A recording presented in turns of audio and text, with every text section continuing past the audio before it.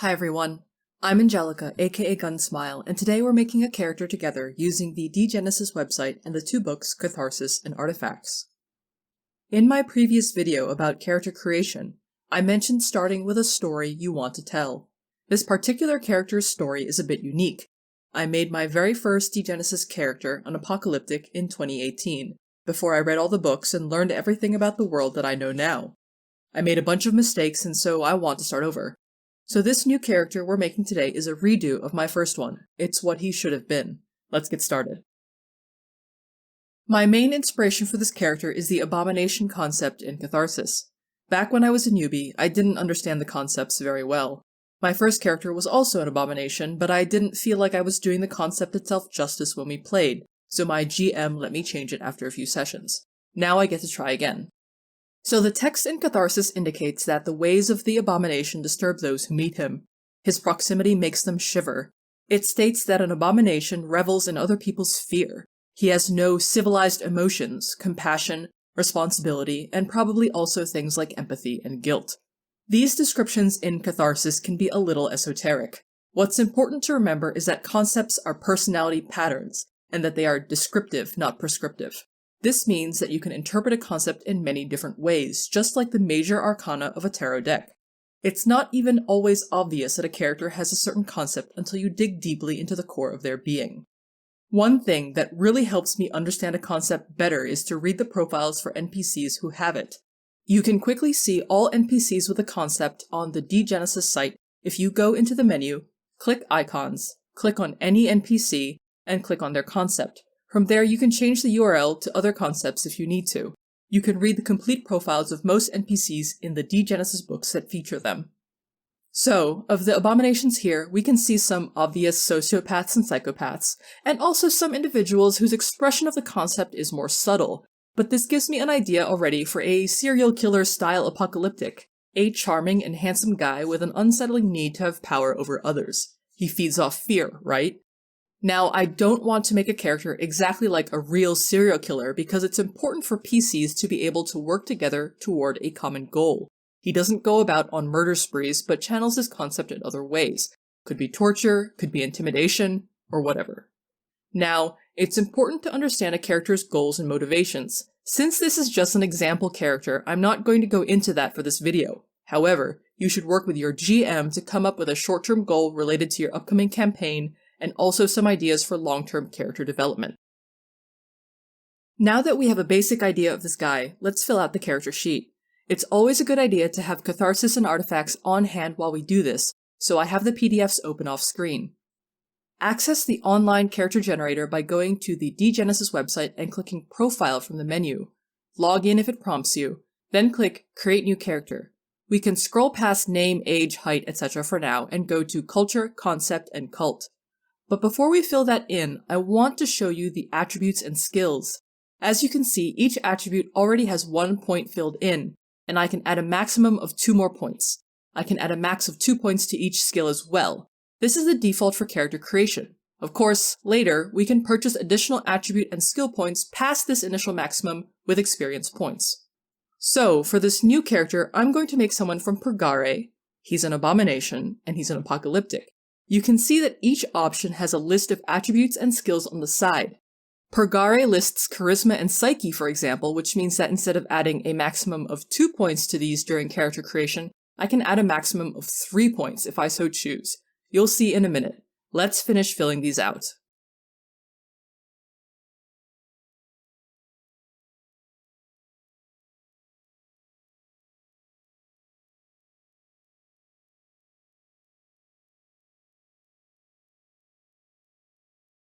There we go. Okay, so if we scroll down to the attributes and skills, we can see that some of the limits changed. Charisma and Psyche increased, Psyche by a lot, and some skills did too, like Toughness, Conduct, and Domination.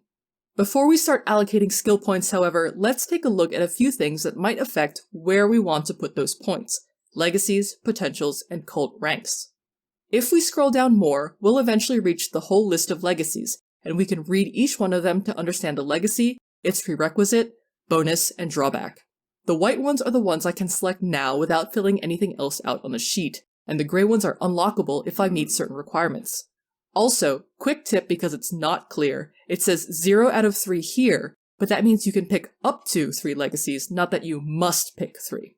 In fact, you can pick 0 legacies, and sometimes that's the better option. A good GM will incorporate the legacy's drawback into their campaigns, otherwise it's just a freebie that contributes nothing meaningful, no conflict or drama. Don't want to deal with any drawbacks? Don't pick a legacy for your character. For the sake of this video, I am going to pick one, Lurker. As you can see, I need Network 2 to unlock it, so I'll scroll up to Backgrounds and add 2 points to Network. If we scroll back down to Legacies, we can see Lurker is now available, so I'll select it. We know by its bonus that we get 3 additional skill points to allocate, bringing our total number from 28 to 31. Cool. Now, I like to look at potentials to see if any of the ones I like have certain requirements. The character generator will show only the common potentials and the potentials of the specific cult we've chosen, in this case, apocalyptic potentials. Like with legacies, the ones in white are the ones I can pick right away with how I've filled out my sheet, and the ones that are grayed out have to be unlocked. A lot of these aren't available during character creation on purpose though. Anyway, I really like Crow's Nest, Free Like a Bird, and Adaptability the most, but I think Adaptability suits this character best based on my ideas for him, so let's go with that one. Unlike legacies, I can buy more potentials later. Next, cult ranks. My first character was a Battle Crow, but I want to try something else this time. I think a Woodpecker would be fun, and as we can see, its prerequisites are Charisma plus Arts 4, Charisma plus Leadership 6, Psyche plus Deception 8, Network 3, and Resources 3. Let's pause here and talk about ranks for a little bit. Most ranks for all the cults have prerequisites, but these are not hard rules. Instead, they are guidelines to show what a stereotypical person of a rank might have in terms of skills, backgrounds, and so on. The prerequisites provide something to aim toward if you want your character to be a certain rank, but gaining rank should be done completely in-game as part of a character's story, as part of roleplay. This means that your character won't automatically gain a new rank as soon as they meet the prerequisites. In fact, a character might grow a lot in terms of skills without gaining a new rank even once. Just like in real life, a person might gain experience or skill with a certain job but never be promoted. On the other hand, a person might be promoted prematurely, even if they're too inexperienced for a certain position. So basically, my new character can still be a woodpecker even if he doesn't meet the rank prerequisites, if I can provide a good story reason for it. Let's say the previous woodpecker betrayed the flock's raven, and he, that is my character, got her to confess through some good old-fashioned torture. The raven was impressed enough that he promoted my character to fill in that newly vacant position. Alright, let's start allocating skill points. We will come back to the rank later. Now, when filling this out, it's important to remember that Degenesis is about normal people. I'm not making this character into any hero or superhero, so I don't want to min-max. I want to do the opposite. So in my head, I translate these single points in each attribute into human equivalents. 1 point in body means a person is chronically sick, frail, or weak. 1 person in agility means he's super clumsy and uncoordinated. However, 2 points in body indicates a person of average physical ability. 2 points in agility, again, this means he's an average person, and so on. So I like to bring all these totals to 2 right away. Now, to allocate the rest of the attribute points, I need to think more about what kind of person this character is.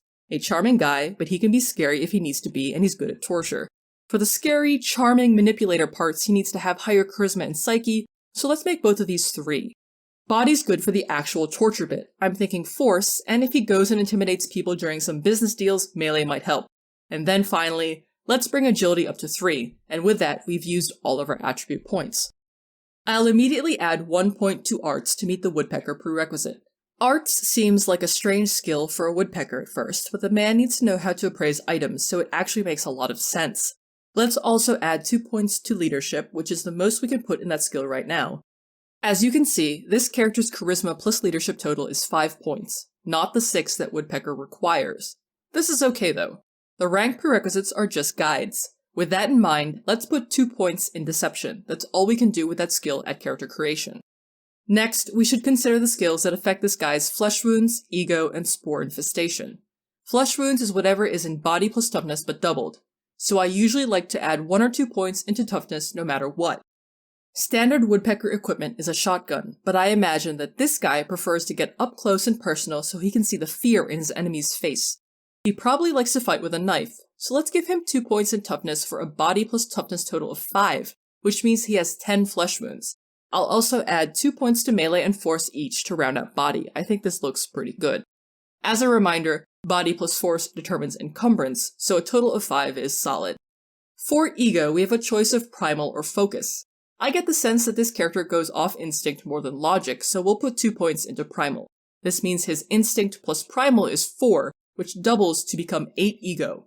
And for spore infestation, we have a choice between faith and willpower. He seems like a willpower kind of guy, at least to me, so we'll choose that and put 2 points there for psyche plus willpower total of 5. So his total spore infestation counter is 10. If we scroll down to those conditions, we can see they're all filled out, including trauma, which is always the sum of the body and psyche attributes. Next, let's put points in charisma. I want this guy to be a smooth talker, so all charisma skills get at least 1 point, and I'll put the second point in expression and negotiation too. I also always max out reaction and perception. It's a personal preference, but I find both skills very useful during gameplay. So, right now, we have 6 skill points left. I'll put 2 points in mobility in case he ever needs to dodge a dangerous object, you never know, and 1 point in dexterity. I'll put 1 point each in cunning and domination, as those skills will probably be useful for him. And finally, intellect is looking a little bare, so let's give him a point in legends. Maybe he's inquisitive about old tales and history. That's it. Skill allocation is complete. Now we'll scroll down to the next part of the sheet, backgrounds. We already put 2 points in network earlier, but we have 2 more points we can allocate to other backgrounds during character creation. Keep in mind that woodpeckers typically have network 3 and resources 3, so I think I'll put my last 2 points in resources to make them even. We are going to skip past rank and come down here to weapons, armor, and equipment. At this point, I usually go into Catharsis to read the cult equipment in depth. The Finch rank doesn't get anything, and the woodpecker rank gets a shotgun, 8 shells, and a keyring. I'm going to swap the shotgun with a knife, however.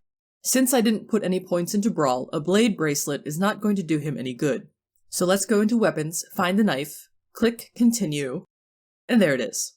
Now, apocalyptics don't get any special armor, so let's go in here and just pick a leather coat. Nothing outrageous. He's just a regular guy.